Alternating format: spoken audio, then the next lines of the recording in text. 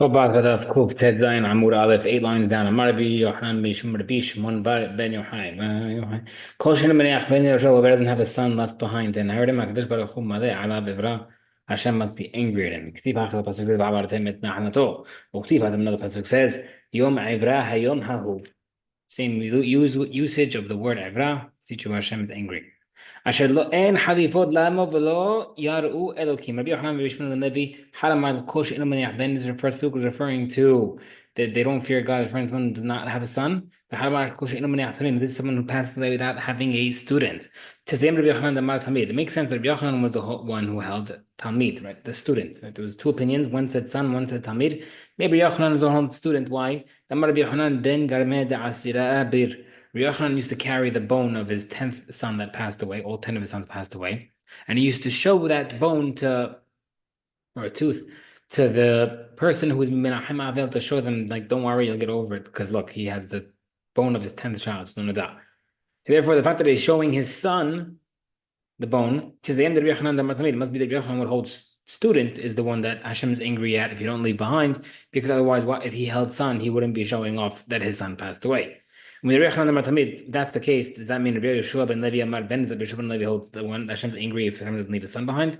Rabbi Yeshua ben Levi lo aziv lo b'tameh, but Rabbi Yeshua ben Levi would not go to a house of a Menachem Avel, except for the house of a person who died without children. He'd go mourn for them. Rabbi Yeshua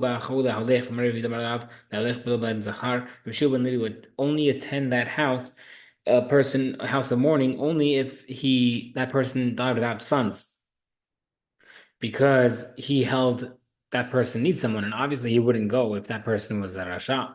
No, must be Rabbi Shimon Levi held student. Rabbi Shimon Levi who had Rabbi Yochanan ben Kash Rabbi Yochanan. That means Rabbi Yochanan held son. Then why would he show off his son passed away? When he says this is the bone is referring to his own opinion, and he holds that really it's student. In regarding to who is he quoting when he said son?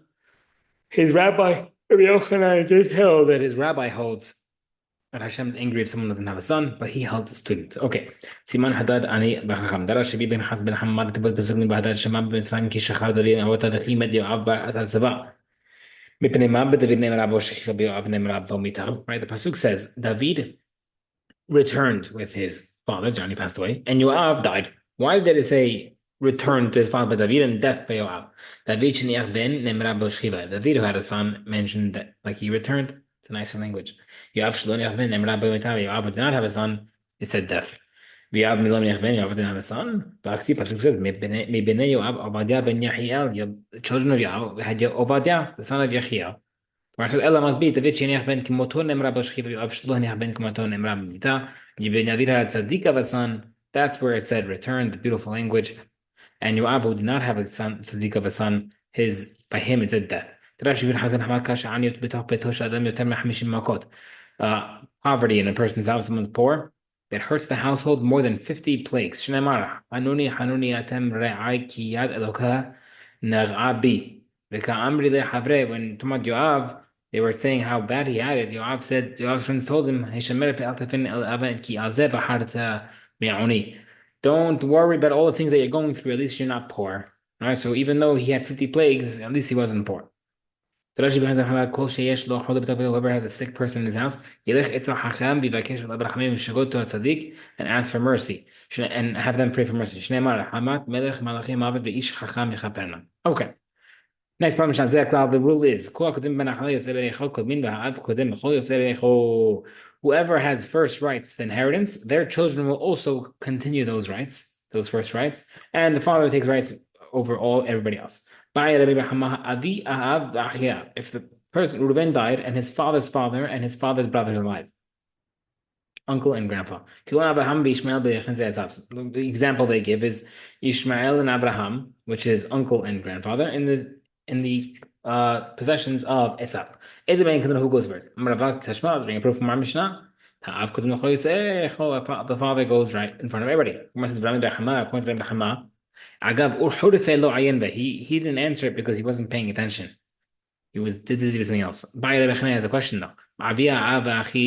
If someone passed away and he's survived by his grandfather, father's father, and by his own brother. Abraham Yaakov ben Esav. For example, Yaakov, which is the brother, and Abraham, which is the grandfather. Ezra Kodem, who goes first? Maravat Hashmaz being a proof from our Mishnah. The father takes first rights. The Gemara says no. When it means that the father takes rights over his own descendants, it means his kids, but not his grandkids. Hachinam Saran, we can prove from our Mishnah. The Tana of the Mishnah said, could mean whoever takes first rights in the inheritance, his descendants take first. Meaning, if Yitzchak was alive, Yitzchak would go first before his father Abraham. But since Yitzchak's not alive, Yaakov, who's his son, will go first. Mamina, that's true that Yaakov, the grandson, goes before the grandfather. Amen. Amen.